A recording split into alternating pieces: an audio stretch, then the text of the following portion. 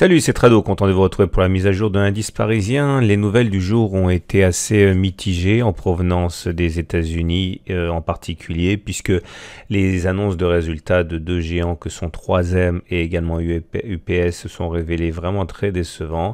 Et même si du côté de la France, les publications ont été plutôt bien accueillies, notamment celle de Carrefour, c'est le courant négatif en provenance des États-Unis qui l'a emporté.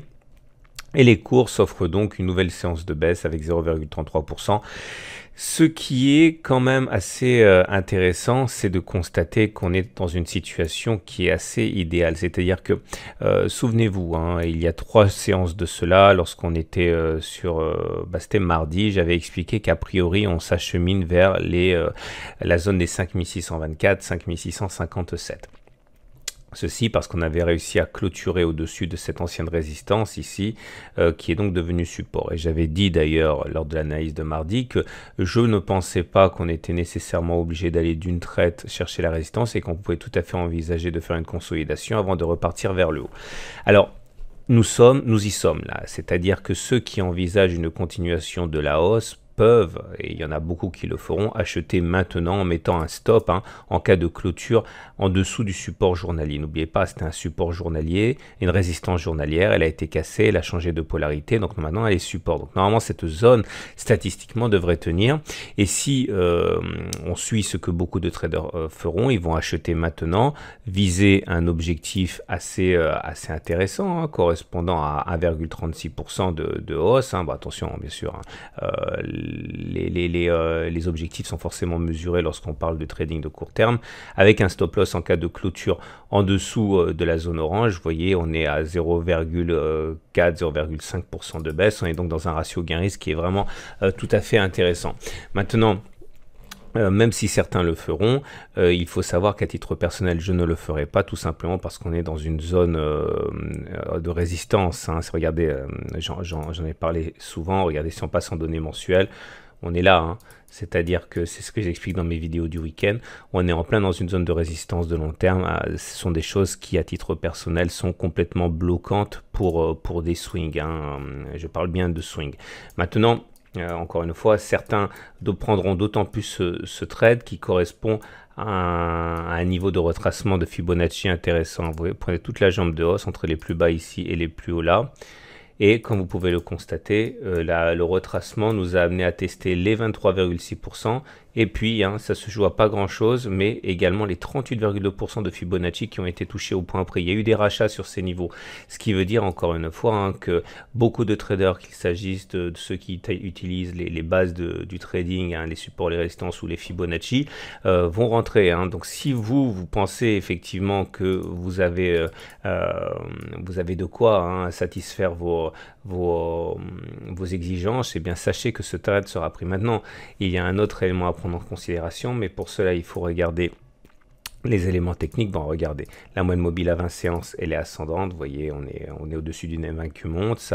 On sait que tant qu'on est au-dessus d'une M20 qui monte, on est en tendance haussière. J'avais expliqué dans l'analyse d'hier que le mouvement correctif devait aller chercher la moyenne mobile à cette période. Ce serait un truc assez classique. Vous voyez, on est allé sur la M7 et vous voyez comme on a rebondi sur cette moyenne mobile à 7 jours. On est venu mourir au-dessus, ce qui montre bien que les traders ont quand même envie de monter.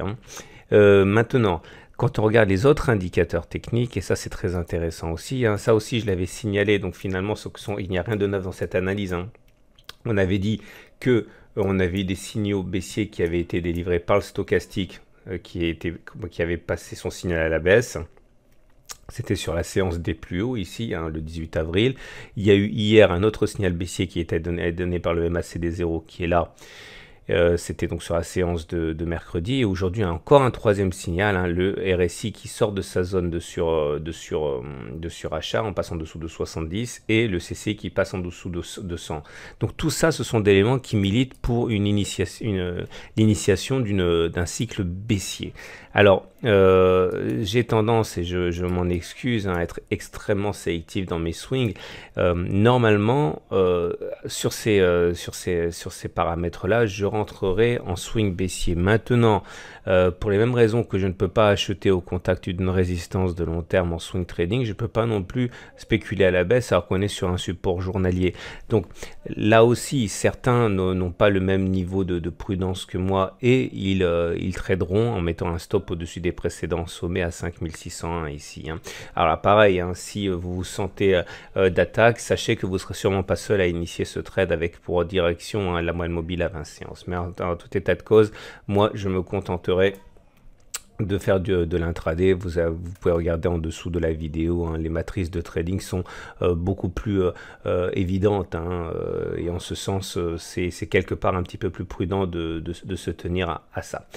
On regarde également à présent l'Ichimoku comme d'habitude, et l'Ichimoku lui aussi a apporté sa contribution à ce qui s'est passé, puisque comme vous le savez, on était dans une situation où on avait accumulé une distance assez importante par rapport à la Tenkan. On avait parlé, lorsqu'on s'éloigne trop de la Tenkan, c'est le signe généralement qu'il va y avoir des forces de rappel importantes qui vont jouer. Regardez, on monte, on retourne vers la Tenkan. On la touche pas forcément par contre, c'est pas le même pouvoir d'attraction la M7 ou la M20.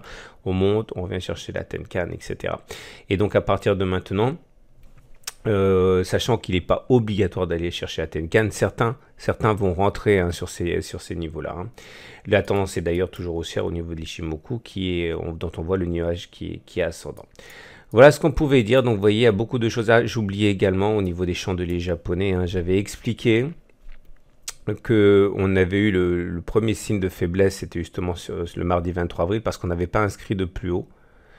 Et le deuxième signe de faiblesse, c'était justement hier où on avait inscrit un nouveau plus bas par rapport à la bougie précédente, et vous remarquerez qu'il y a encore un plus bas qui a été inscrit aujourd'hui. Donc voilà, on est vraiment entre deux eaux. Ce sont sans doute les news, les fondamentaux qui vont allumer la poudre, selon qu'ils seront bons ou mauvais.